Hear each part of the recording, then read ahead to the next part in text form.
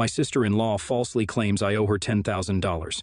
My husband steals from my account to give her the money, but he doesn't expect the cops waiting at home. I had always known that my relationship with my sister-in-law, Sarah, was tense. She was constantly belittling me and making passive-aggressive comments, and I had always tried my best to avoid confrontation with her. But things came to a head when Sarah accused me of owing her $10,000. I was taken aback, as I had never borrowed such a large amount of money from her. However, Sarah was insistent, and my husband seemed to believe her. I knew that Sarah had always been jealous of my relationship with her brother, and I couldn't help but wonder if this was some kind of twisted attempt to undermine our marriage, but I refused to let her get the best of me. I confronted Sarah calmly, explaining that I had never borrowed any money from her and that her accusations were baseless, but she refused to back down, insisting that I pay her back immediately. To make matters worse, my husband seemed to be taking Sarah's side. I couldn't understand why he would believe her over me, his own wife. It felt like he was choosing his sister over me, and it hurt deeply. My husband's behavior only grew more infuriating as time went on. He withdrew money from my bank account. After he withdrew the $10,000 from my account, he told me with a smirk that he was going into town with the money. I demanded that he not touch my ATM card and give me back the money he had taken, but he only laughed and walked out the door. I couldn't believe what was happening. My husband was stealing from me, and he didn't seem to care how much he was hurting me. I knew I had to stand up to him and put an end to this madness. I tried calling and texting him repeatedly, but he refused to answer. Finally, I decided to take matters into my own hands. I went to the bank and canceled my ATM card to prevent him from making any further withdrawals. When my husband finally came home, I confronted him about what he had done. I told him in no uncertain terms I would tolerate his behavior any longer. I demanded that he give me back the money he had taken and apologize for betraying my trust. At first, my husband tried to deny everything, but I could see the guilt written all over his face. He knew that he had messed up, and he knew that he had stolen from me. But I refused to let him off the hook that easily. I stood my ground, refusing to back down until my husband had made things right. But he didn't budge, not even an inch. He looked at me with a cold, steely glare and said that he was going to give the money to his sister no matter what. I felt a surge of anger inside me, but I tried to remain calm and reasonable. I told him that he couldn't just take my money and give it away to someone else, especially when the debt was false. But he just brushed me off, telling me that he didn't care what I thought and that his sister needed the money more than I did. I was seething with anger, and I couldn't believe that my husband was being so callous and selfish. It was like he didn't care about me at all, or our marriage for that matter. I fought him tooth and nail, trying to get him to see reason. I pleaded with him to give me back the money, but he just stood there with a smug look on his face, like he had all the power. I was enraged by his behavior. How could he treat me this way after all we had been through together? I felt hurt, betrayed, and humiliated all at once. But my husband just walked out again, leaving me alone and helpless. I felt like my entire world was falling apart, and I didn't know what to do. I took a deep breath and reached for my phone, feeling a knot forming in my stomach. I knew what I had to do. I couldn't let my husband get away with what he had done. I dialed 911 and told them everything that had happened. The dispatcher listened patiently and assured me that they would send a unit to my house. I waited anxiously, my heart pounding in my chest, as I sat on the couch with my eyes glued to the door. After what felt like an eternity, I heard the sound of a police car pulling up outside. I jumped up and rushed to the door, my heart racing with anticipation. The two officers who came to the door were friendly but firm as they questioned me about what had happened. I told them everything, holding nothing back. They listened attentively and took notes as I spoke, assuring me that they would do everything in their power to help me. As we talked, I could feel my husband's presence growing closer, and my nerves started to get the best of me.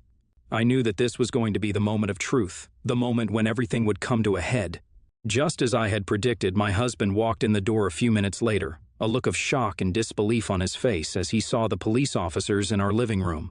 "What's going on here?" he demanded, his voice rising with anger. The officers calmly explained the situation to him, telling him that they had received a call from his wife and that they were there to investigate a possible theft. My husband was taken aback, clearly not expecting this turn of events. He stammered and tried to make excuses, but the officers were firm and insistent. They demanded that he hand over the money he had taken from my account, and he begrudgingly told them that the money was with his sister. They were not going to let him off the hook that easily. The shock on his face was palpable, and I could tell he was not expecting this turn of events. I watched as he was handcuffed and led outside to the waiting police car. He looked back at me with a look of fear and desperation, but I could only stare at him with the steely gaze that he had given me before. I was done with him and his lies. It was time for him to face the consequences of his actions. My husband begged me not to go through with it, saying that he would make things right and pay me back every penny he had taken. But I knew that I couldn't trust him anymore. He had betrayed me in the worst possible way, and I wasn't going to let him get away with it. The officers took my husband to his sister's house. Sarah was standing outside as the officers approached her house. I could see the fear in her eyes. She quickly ran inside and shut the door, trying to avoid the confrontation. But the cops weren't going to let her get away that easily. They knocked on the door and demanded that she come out. Sarah hesitated, but eventually opened the door and was immediately confronted by the officers. She looked at her brother, handcuffed, and began to cry. She tried to explain herself, saying that she was just trying to help her brother, but the officers were not interested in her excuses. They demanded that she hand over the money that had been taken from my account. Sarah hesitated for a moment, but eventually handed over the cash, tears streaming down her face. But things were about to get worse for her. The officers then informed her that she was under arrest for being an accomplice in a robbery. She was shocked and couldn't believe what was happening. She protested and begged for mercy, but it was no use. The officers were just doing their job, and she was going to have to face the consequences of her actions. I couldn't help but feel a twinge of satisfaction as I watched her being taken away. She had caused me so much pain and suffering, and now it was her turn to face the music. I was relieved to have my money back, but my anger at my husband had not dissipated. I decided to press charges against both my husband and his sister. I wasn't going to let anyone get away with stealing from me. My husband pleaded with me not to go through with it, but I was not going to let them get away with what they had done. I was tired of being pushed around and taken advantage of. The police car drove away with Sarah and my husband in custody. The nightmare was finally over. Update 1. It has been a week since everything happened. As the sun rose the following day, I couldn't believe that my life had turned upside down in just a few hours. My husband and his sister were both in police custody, and I was left to deal with the aftermath of their actions. I knew I had to take action and fill out all the legal formalities as soon as possible, so that day itself, when they were arrested, I went to the police station and provided all the necessary documents, conversations, texts, bank records, to press charges against my husband and his sister. The next day, after I returned home from talking to my lawyer, I was startled to hear a knock at the door. I opened it to find my in-laws standing on my porch, looking distraught and worried. They begged me to drop the charges against their children, pleading with me to have mercy on them. I stood there unsure of what to say. Despite the tension between my sister-in-law and me, I never imagined that things would go this far, and now my in-laws were asking me to forgive and forget. I took a deep breath and calmly told them that what their children had done was wrong, and they had to face the consequences. I couldn't just let it slide and act like nothing had happened. But they continued to plead, insisting that their children were good people who had made a mistake. They promised that it would never happen again and that they would make it up to me.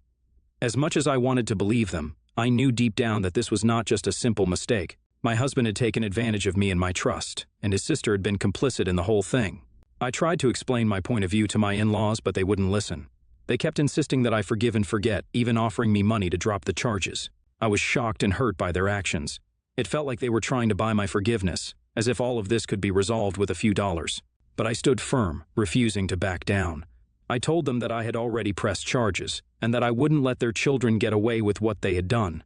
Eventually, my in-laws left, disappointed and angry. Update 2. 8 months had passed since I had pressed charges against my husband and his sister for stealing from me. 2 weeks after the charges were filed, they were both released on bail. It was a painful reminder that justice is often slow and imperfect, but I refused to give up. In those 2 weeks, I had filed for divorce. I knew that there was no way I could continue my marriage with someone who had betrayed my trust in such a profound way. It wasn't easy, but it was necessary. When my husband found out, he was furious. He begged me to reconsider, to give him another chance. But I was resolute. As the legal proceedings continued, I found myself struggling to hold on. The stress was overwhelming. But then I remembered how my husband and his sister had taken advantage of me, and my resolve was strengthened. Finally, the day came when the verdict was delivered. My husband and his sister were found guilty of theft and sentenced to jail time. They were also ordered to pay a significant fine as restitution for the money they had stolen from me. I had won the case, and justice had been served. But that wasn't all I had won, the divorce settlement too. I was happy with what I had been awarded. Now I am happy and moving on with my life. It hasn't been easy, but I learned to be strong and stand up for myself. I've also learned that sometimes the people we trust the most can hurt us the most, but I refuse to let that stop me from living my life to the fullest. I am grateful for the support of my friends and family. and I know that I will always have their love and encouragement to guide me. The in-laws are just enabling their children's criminal behavior. And did OP's husband seriously not see the divorce coming? He stole from her. And it wasn't just $1. NTA. Start fresh. NTA. You did the right thing by pressing charges. You need to protect your finances. Next story. My husband's brother is getting married overseas in 5 months, and we looked at the flight and lodging costs and just can't afford it. Heck, even if we had the money, we probably still wouldn't go, since it's a lot of money to spend for only a few days, and we have a mortgage with very high interest rates. The bride and groom themselves specified in their invitations that they'd understand if people can't go because it is quite an expense, since it's not all-inclusive, and the guests will literally have to pay for everything other than probably the wedding dinner. My parents-in-law are obviously going, and have already decided they'd also pay for flights and lodging for their other son and his children because they wouldn't be able to go otherwise. When we told my parents-in-law we weren't going, they offered to pay for us as well. Now, my mother-in-law and father-in-law are not exactly well off, and they're only a few years off retirement. They just have their little life savings, and based on the estimates, we'll probably already need to spend around $10,000 plus for just the 4 of them. My husband and I don't really want to add to their financial burden. We don't begrudge the other brother for getting his expenses all paid for since he does really struggle as a single dad, and he and his little son deserve a decent holiday. For me and my husband, though, we're just happy to celebrate the wedding on Zoom. Of course, our parents-in-law didn't take this news lightly and with constant message reminders in order to guilt-trip us into going, since it would really upset them if we don't. While talking to my mother-in-law the other day, we accidentally found out that the bride and groom called us ungrateful for refusing the offer, which really upset my husband. ITA, for not wanting to go to my brother-in-law's destination wedding and declining my mother-in-law and father-in-law's offer to pay for us? NTA. I personally think destination weddings are selfish and self-serving, a way to invite a ton of people and therefore put on a perceived obligation to send a gift, but not actually having to host them. It's not just the expense. Most people don't have unlimited paid time off or vacation time. When you decide to have a destination wedding, you are basically deciding how people will use their precious time off. Sorry, someone else's wedding doesn't sound like my idea of a vacation. It is not ungrateful to not want someone squandering their savings for your sake. If the bride and groom want you there so badly, they either need to move the wedding back stateside or pay your expenses themselves. It's the risk you take when you choose to have your wedding far away from your family. NTA. If the bride and groom want you there so bad they can offer to pay instead of making a couple of seniors living on a fixed income do it. What if your husband asked his brother to pay for just him to go? Would that be okay?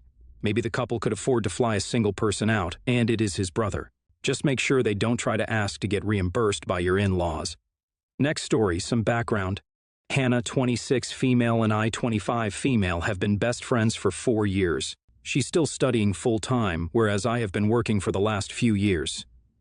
While we have had this friendship, it's become the norm for me to pay for both of us when we go out and do something together because she obviously doesn't have money, and she's not working at all.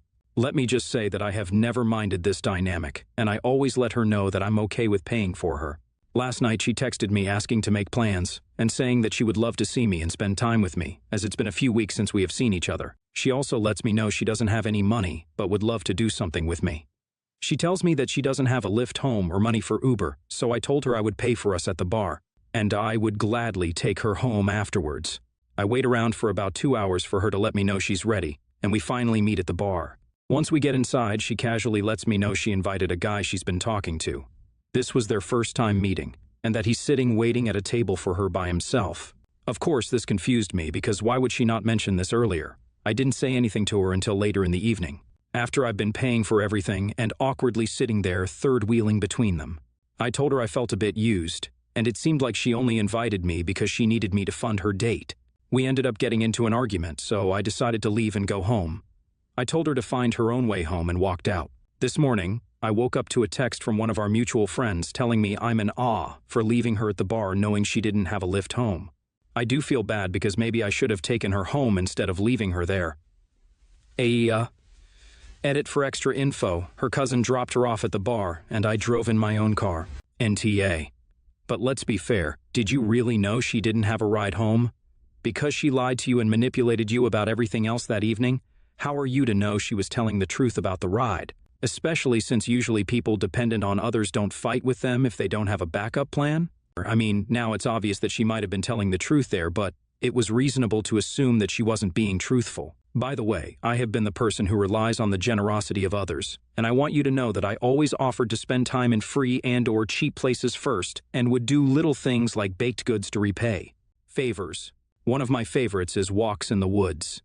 If your friends are insisting on places where money needs to be spent, they aren't your friends. NTA. I've literally had similar situations like this with friends who I thought I was super close with and am no longer friends with. These people because I put up with BS like this for so long. I finally stopped dealing with friends like this, and my life is so much better now. Maybe not as social on the regular, but I still get out there, and I actually enjoy drinking and meeting new people. Maybe not best friends, but you'll see them around, and it's almost better.